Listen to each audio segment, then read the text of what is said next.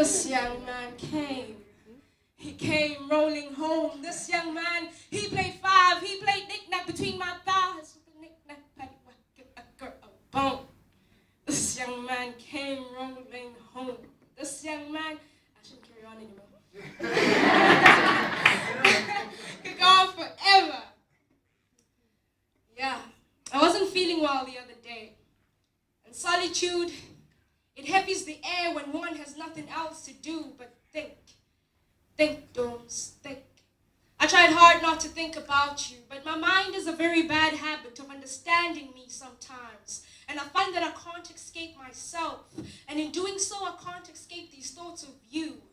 Because you were a complete sentence that left my lips with 3 dots of ellipsis. And I caught my tongue in the silence of spoken words. The muted sound carried my sentimental heart through.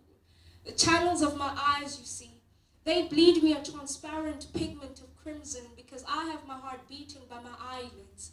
And each blink is a drop in my cheekbones, where Neptune has gathered his toys and placed his moons and stars. They twinkle me into Mars, where you supposedly are, but I can't find you. I can't find you in the gaps between my fingers when I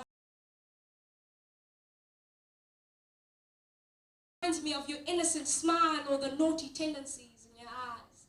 I can't find you in the gaps between me and the spaces that shiver me through winter, like a lonely sky without the sun for warmth or light, like the naked night without the moon to hold it tight, like time poured into an empty goblet of denial. You are disappearing from my sight, and I find that I'm holding on ever so tightly because, baby, you might change your mind sometimes and might still see me as Venus, draped in garments of 7 galaxies, with tomorrow cradled like a sword under my armpit. And I'm just ready to slice the skyline for you and I, because I am anxious for the next sunrise. My dreadlocks are draping, forever growing in patience. Now, I'm not saying you'll come back, but know I'm forever waiting with eternity tattooed on the palm of my hand. And I'm just ready to color the black sheet of our sky with sparks and lights of happiness spelled with the Y for you.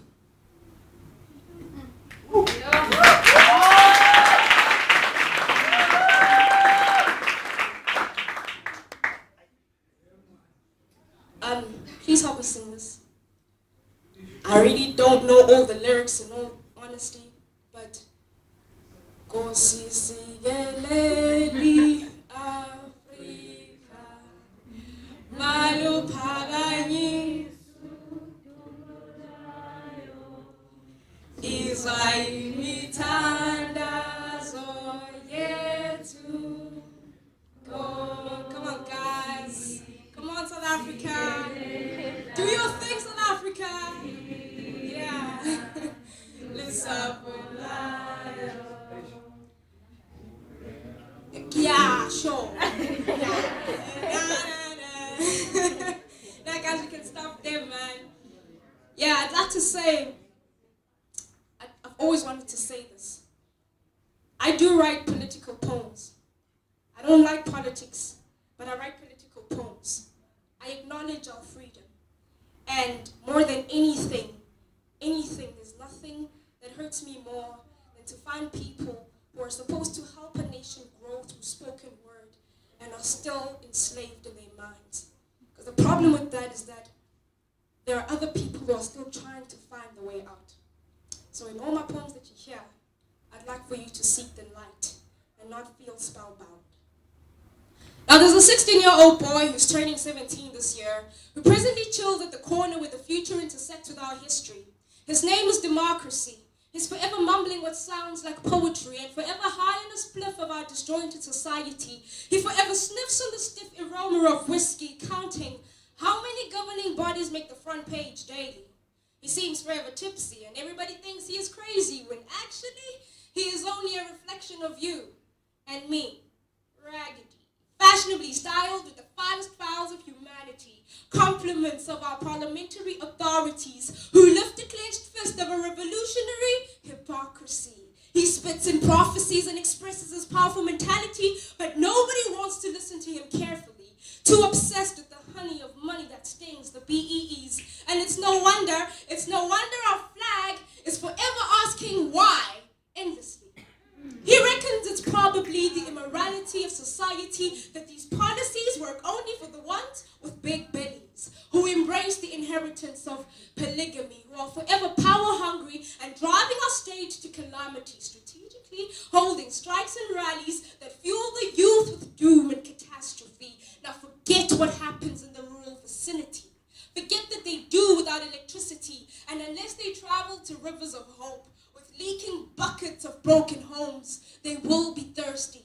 Forget that they are currently suffering from our currency with a vocabulary that amounts to nothing more but the abbreviations of political parties, AIDS, and HIV.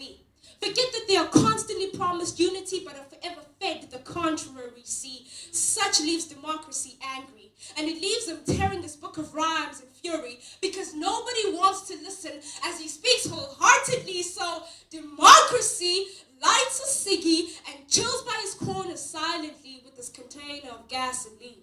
He folds his country flag neatly. He slowly takes a drag. He pours the gas. He lights another match and utters,